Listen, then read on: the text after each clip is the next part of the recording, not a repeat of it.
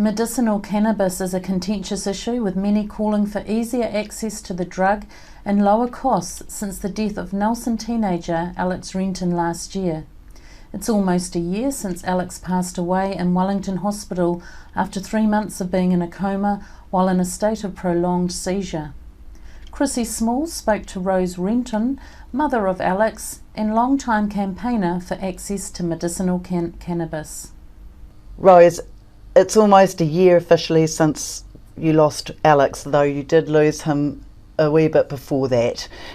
Tell us a bit about what was launched just recently on the 1st of April and to help the cause for medicinal cannabis. Well, Alex's sister Jessie launched a website. It's medicine.co.nz, which is the people's petition for New Zealand government to create an easier access to cannabis as medicine. And it's not a pharmaceutical product we're after our right to choose a non-toxic natural medicine in the form of cannabis, which includes the raw material. So that's what was launched on the 1st of April, and at this stage we're around 10,000. I'm due to do a new tally, and the support, Chrissy, has been incredible. Right, okay, now we've got Helen Kelly at the moment who's really struggling. She's taking illegal cannabis, I believe, or has been, and she's fighting the same fight to try and get the rules to change to allow people to have some access to this pain relief. Well, yeah, she's dying of cancer. She's terminal. And her argument is this works, it works, she can't take the morphine. So, and she was denied, her specialist was denied, there wasn't enough information for the product she and he chose. So we've got a minister with no medical training making choices against specialists and patients, so it goes against basic human rights. And so yes, she is taking it, and a friend of hers on the coast with again a terminal illness, and Osborne, is also taking the cannabis oil, which is being given to her at great risk for both of them, but they're one of thousands of people across New Zealand using cannabis illegally and sourcing it themselves. The Minister of Health, Mr Dunn, has said identifying the greatest therapeutic benefits and determining the most appropriate ratios, dosages and delivery mechanisms would only come through a robust scientific approach, which means research. I think he's stalling there. As far as clinical trials go, we have a medicine as cannabis that's been around for thousands of years. We have people in New Zealand that have been using cannabis as medicine for as long as we can remember. So the trials, why are we trialling something that you cannot overdose on? I make a tincture which would be similar to Sativex, and it costs me nothing to make. Sativex is being charged out at $1,200 to $1,600 per month, and the cannabis amount that's in that would mean it's $6,000 an ounce. Now, on the street value, it's $300 odd for an ounce of cannabis. So again, what they want to do is regulate cannabis into a pharmaceutical system to cane the people financially and create money out of it. Cannabis is the people's medicine. We can grow 3 in the backyard. We can learn about how it grows. You can choose an indica strain for rest and relaxation, or you can choose a sativa strain, which is about motivation and getting up and having higher energies and moving around. You don't even need to be high on the homemade cannabis strains. The tincture I make doesn't get you high. It's therapeutic. It's CBT high, it's high in the CBDs, which is the medicine Alex has had. So we don't need trials. We need access and a law change to enable people's human rights to choose cannabis as medicine. Those that choose pharmaceuticals have that option. There's plenty of us that do not want to choose those medications because you can overdose easily on them, they're toxic to the body, and you have trouble with your kidney and liver. Cannabis does not do that, so that's a no-brainer. Okay, so look, we're talking about him saying that there needs to be a robust scientific approach. He was also the minister responsible for bringing in cannabinoids.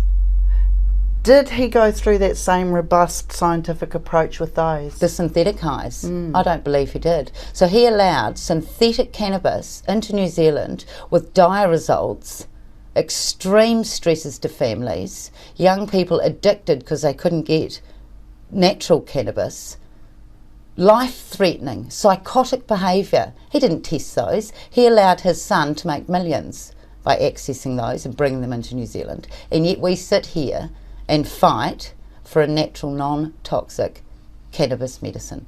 It's corruption, because it's about making money and turning cannabis into a sativa type, Sativex type product. And that's what we don't want. Okay, Rose, now what kind of response are you getting from some of the MPs around wanting to see the law change? Damien O'Connor is fully supportive. We've got the police commissioner who actually spent time in Colorado, he's supportive. We've got Dean Bell from New Zealand Drug Foundation, he's supportive. It makes me wonder, Chrissy, how many high profile supporters do we need? What about doctors? Have you got doctors on board? Yes, there was a doctor, an anaesthetist that was on from Dunedin on Talk Radio Talkback last week, who supports it. But you've got to realise, Chrissy, these doctors can't stand up and support it if they don't have training, and that's where they're locked in. They're not trained to prescribe cannabis as medicine because no part of their medical training involves cannabis. Cannabis was a regulated medicine for hundreds of years, and it changed in the 1930s. We've got ancient photos of bottles. It was there for all sorts of reasons. But a medical professional, if he stands up, his job is threatened. His security and family are threatened because where's the support? And that's my question on these guidelines. Yeah. 5 specialists with no clinical training. How can you have confidence in your word if you have no experience with it as a medicine? Okay, so Rose, it's a really, it seems like a no-brainer to someone like you, but people who believe that it's a negative influence in people's lives, how do you convince them that cannabis is, I mean, they're talking recreational drugs use. Yes. But again, we've got legal recreational drugs like alcohol. Yes, we have. That is 80 times more damaging to the body and society than cannabis will ever be.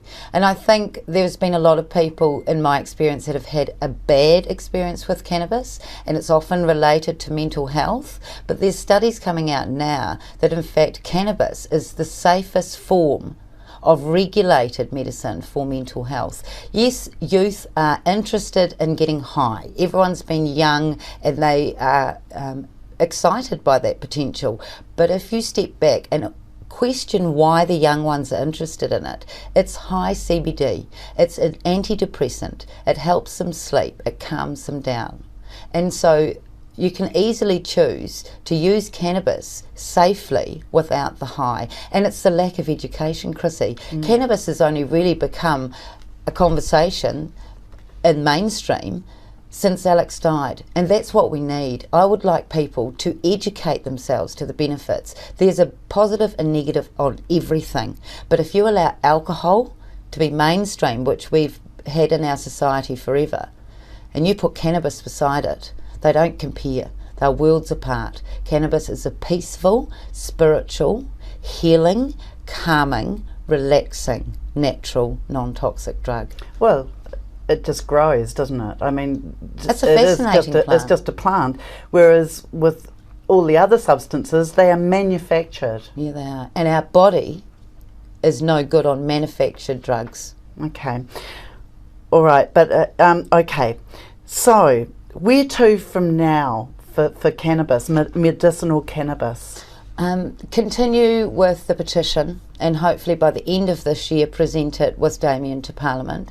And there's a huge amount of support that wants to come along and do that with me throughout New Zealand, so we'll all gather.